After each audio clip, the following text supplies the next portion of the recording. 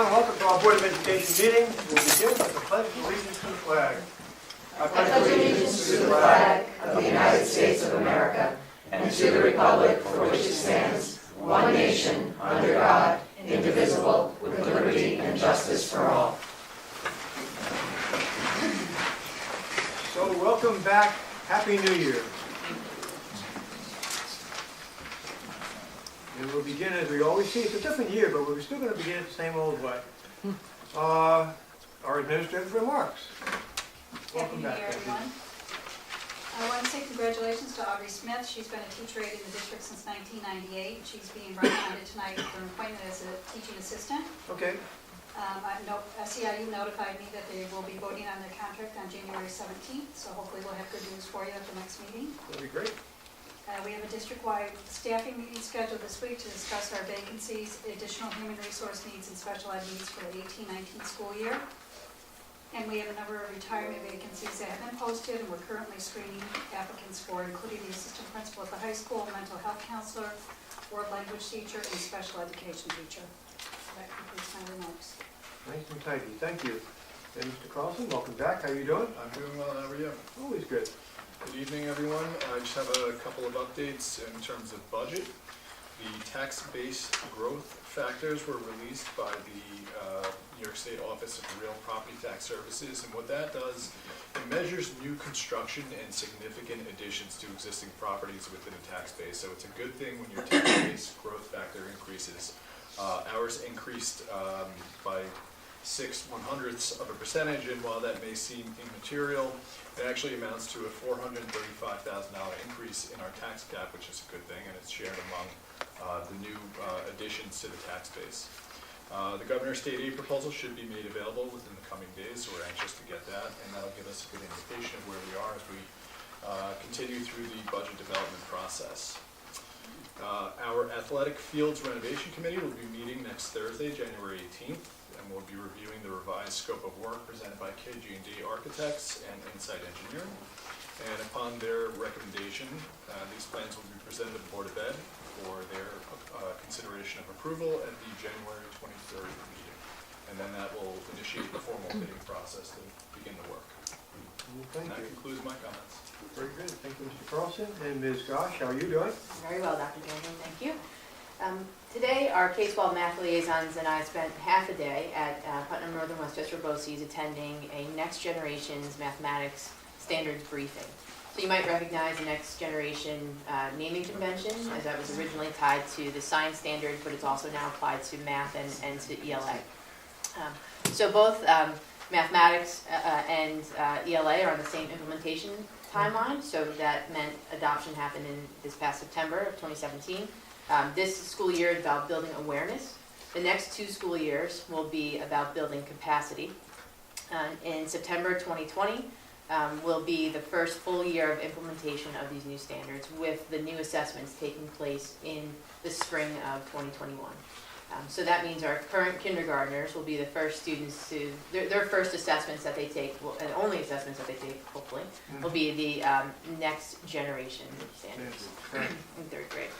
So afterwards, the liaisons and I stayed around for a bit and did a needs assessment in terms of what we should look at K-12 in order to not just get ready for these standards, but really to start to think about what the math experience looks like for students at the K-12 level, especially aligned to our strategic coherence plan. So we have put together some ideas for professional learning for this school year. That includes crosswalks between the existing standards and the new standards, as well as the alignment to our strategic coherence plan. So we'll certainly keep the board updated moving forward.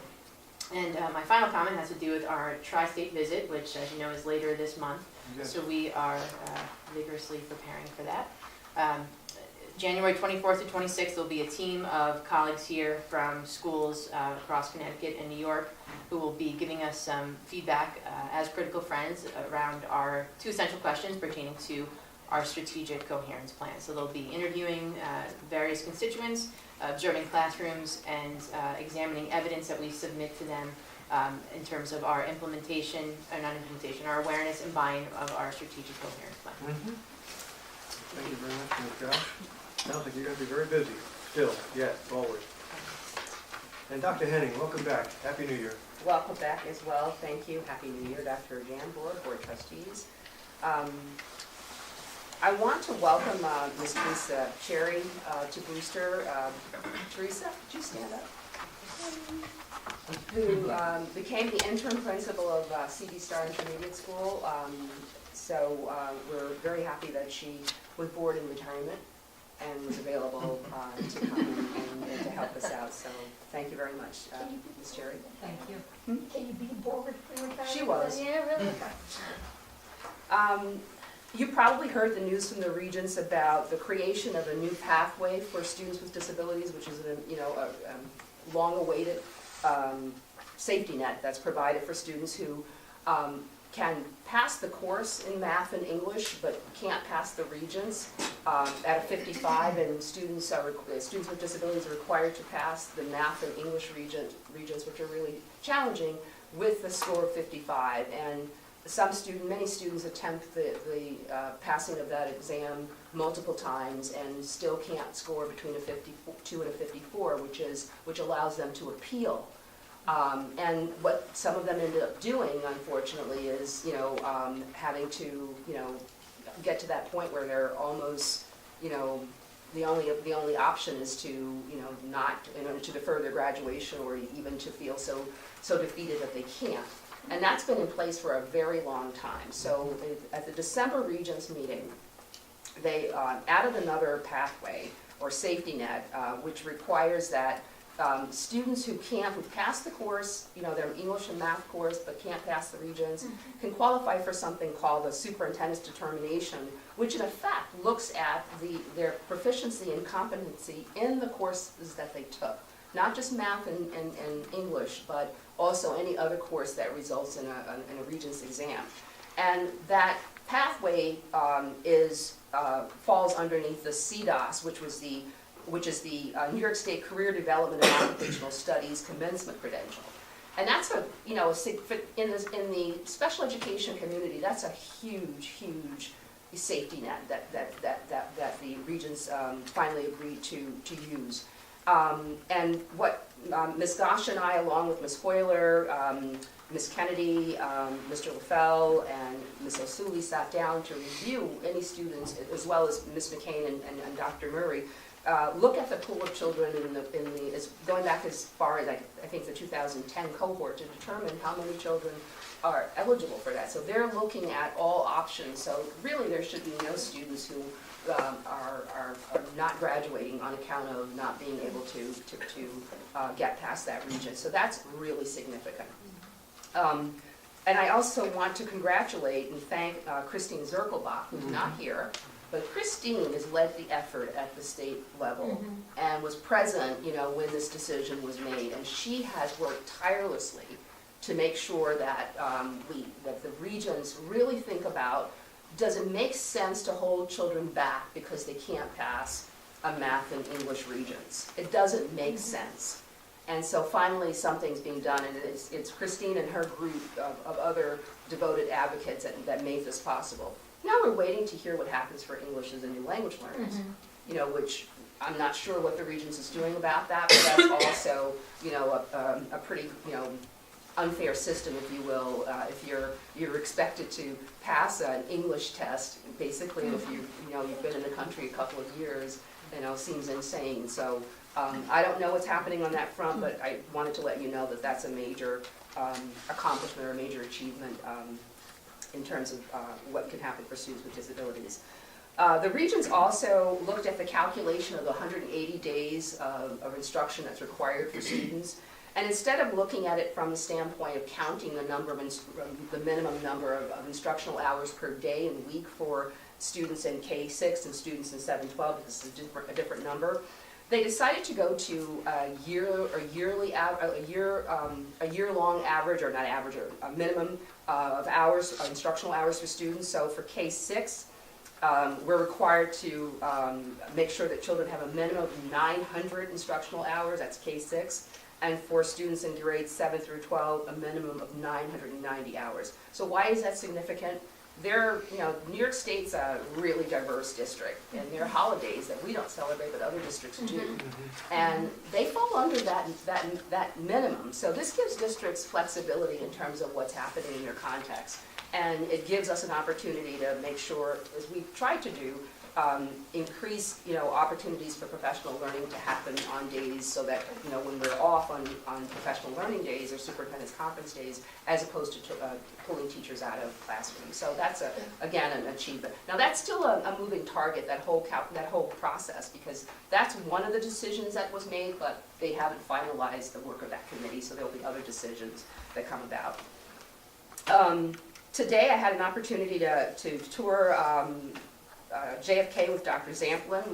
We go on these learning walks, the principals and I, to look at examples of how the SCP skills are being integrated. And so Dr. Zamplin and I looked at collaboration, and we focused on the component of collaboration that deals with consistently working with others to acquire information to complete a task or goal, because it's not just working with each other on a project. In some cases, you have to work with others to get information that helps you to do your job or to do your task. And we saw that in abundance at JFK.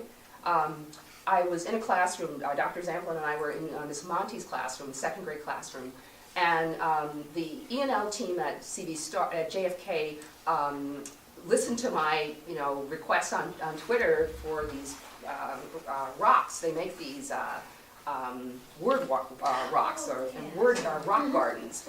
And so they made made 5 rocks symbolizing each of the skills, critical thinking and perseverance and so forth. They brought them into the classroom, and I was standing next to 2 boys, second graders, and I pulled them out and I said, "Oh boys, look at what I just got." And both little boys took one of the rocks. One took the adaptability rock and one took the critical thinking rock, and both said, "Oh, you mean the words on the wall there that we're learning about?" Right. Second grade. Very nice. That was magnificent. Like it was nothing. That's what we do. Okay, miss, I already know about that. What's the big deal? Got it. So that's amazing. I mean, to see examples all over of the true integration of these skills, and that's really what you want to see. That's where the rubber meets the road, is when students, recognize the words and the importance and are using them in the work that they're doing. And they're using words like collaboration. Let me go collaborate with that other student. So that's a pretty, significant, example of ways in which these skills are not just on paper, but they really are becoming a part of how children talk about how they learn. So JFK, only because I was at JFK, I've seen it other places, but it was only because I was at JFK today that I saw it. And they were managed to pull this off while those teachers at JFK were packing about 12 different times, packing and unpacking 12 different times, and managed to teach those children those skills. So that's really marvelous and amazing. I want to also thank Ms. Gosh for preparing for the Tri-State visit. It's a huge undertaking. She just sort of rolled it off like, oh, okay, it's just another week. It isn't. It's really significant. And we get some significant feedback from that group of critical friends that help us to look at this integration, and it's from a different standpoint from other districts that are also doing similar work, or they're also shopping to see what we're doing, because that's the whole purpose of signing up for a visit. You're not just going to give somebody else some critical feedback. You're going to see, okay, what can I learn from this district? So it's pretty awesome that that's happening. So we look forward to learning from that, and I want to thank Ms. Gosh for diligently preparing that with her Tri-State committee, so that this becomes a real learning experience for us and helps us to continue to move the work forward.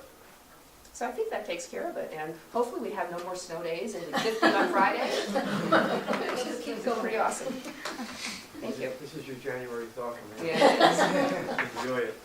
I just wanted to add 2 cents to your comment about the CDOS diploma and explain a little bit further what's significant about that. So, as an academic person my entire life, I grew up on that side of the tracks, basically.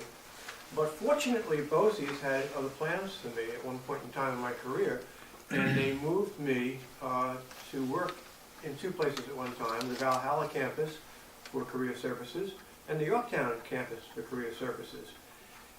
And it was an eye-opening experience. It was a world that I certainly didn't know a darn thing about. And by the time I left after those 10 to 12 years, I consider myself to be an emissary for the work that they do there. And I bristle when people think of that as the easy way out or the second track in American education.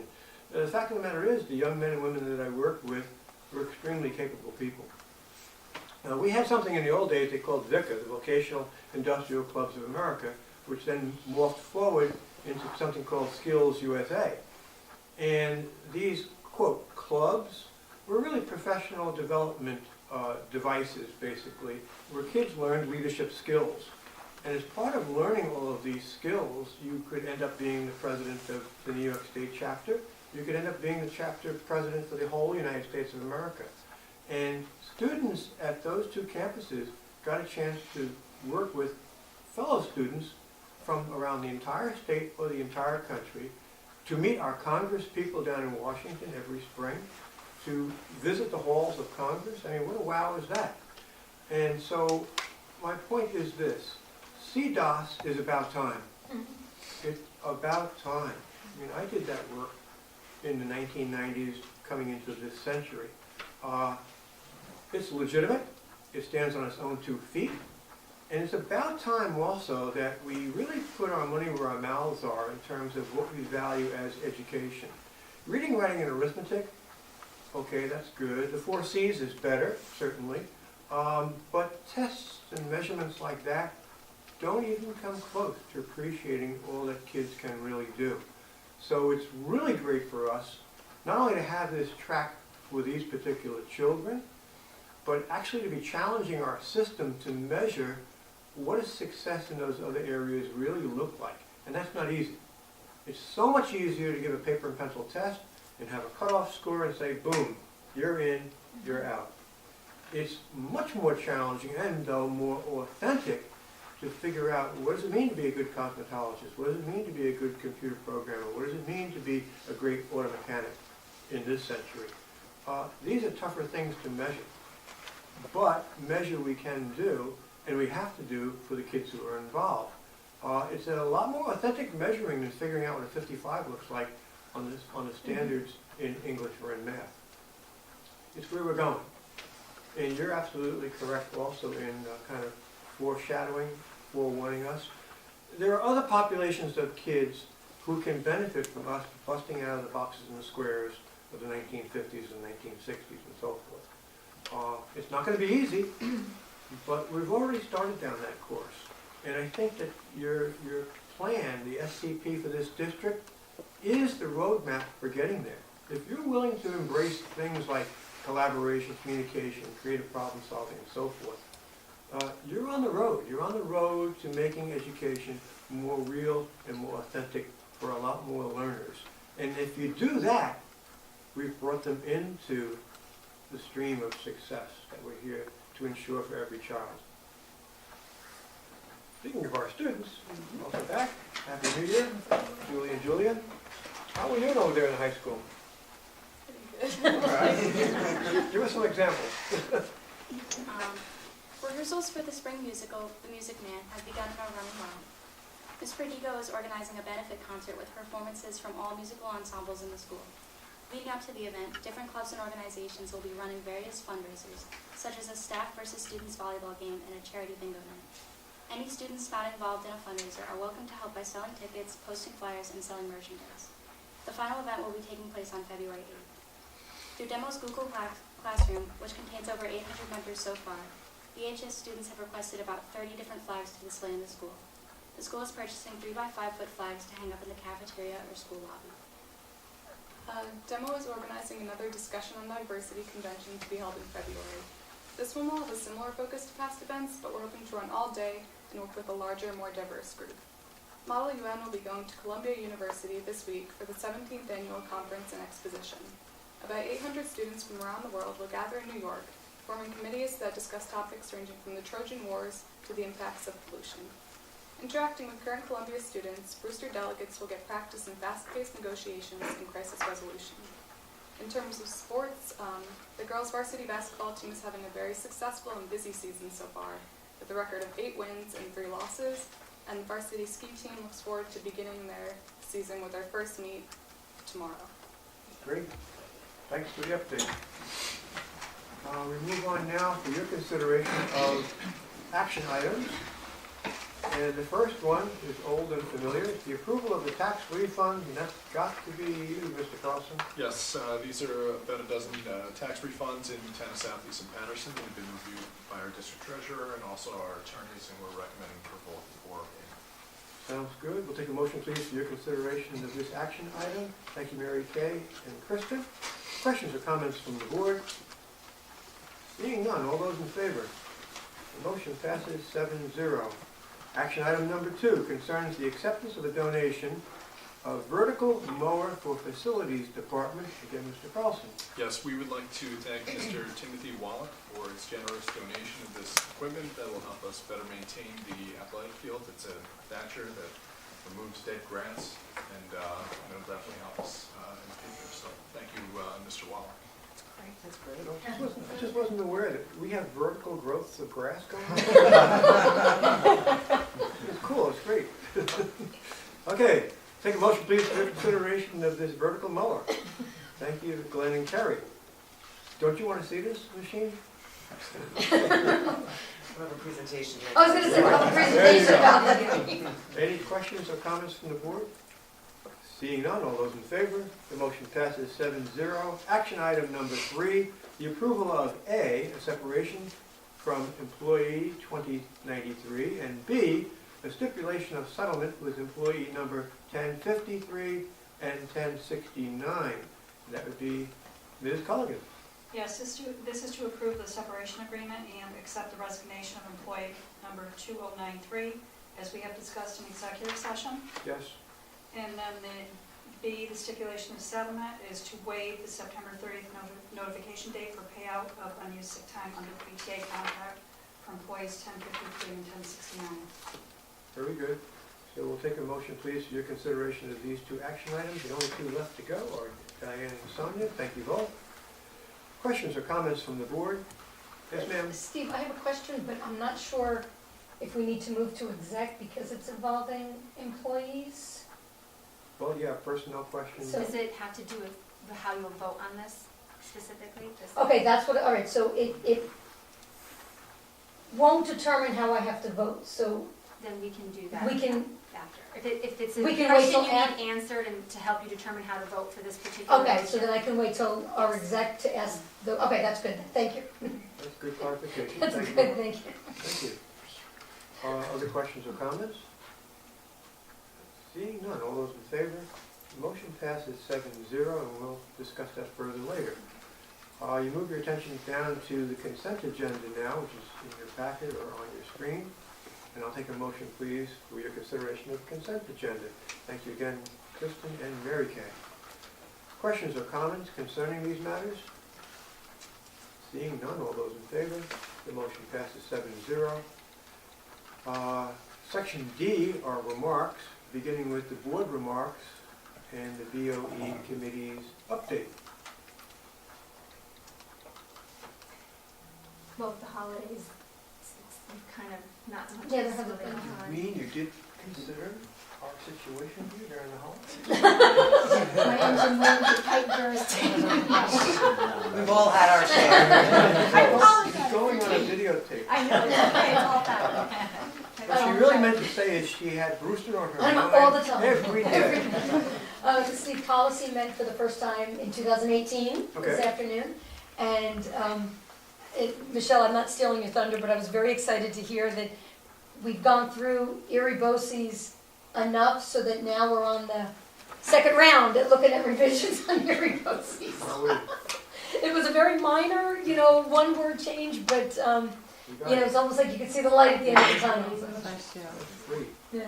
Well, that's okay. There's only 1,500 That's policy. it, that's it. Other questions or comments? Seeing none, we open the floor up for public remarks and information. The floor is yours, ladies and gentlemen. Hello, Ms. Hussey, Happy New Year. Happy New Year. First of all, I want to say Happy New Year. Once again, God bless the Brewster Central Schools. It's the best place to be and the best place to work. Believe me, I know. The other thing I want to do is I want to commend the Putnam County Sheriff's Department for their fine work on taking 2 kilos and $2,000 worth of heroin off the streets and maybe saved some lives. Yep. That was great. Good beginning. Yep, good point. Yep. Thank you. Other comments from the public? Seeing none, I think you have a motion to make. I do, so a couple things, we have an employee, so the question we have, and we have an update, I think, with our attorney regarding the sale of Garden Street, Okay, yeah, and then just some more updates with our attorney, so. okay, we've got some work. another- So we have a motion, we have a second. All those in favor? We're off to executive session. Thank you folks for joining us tonight.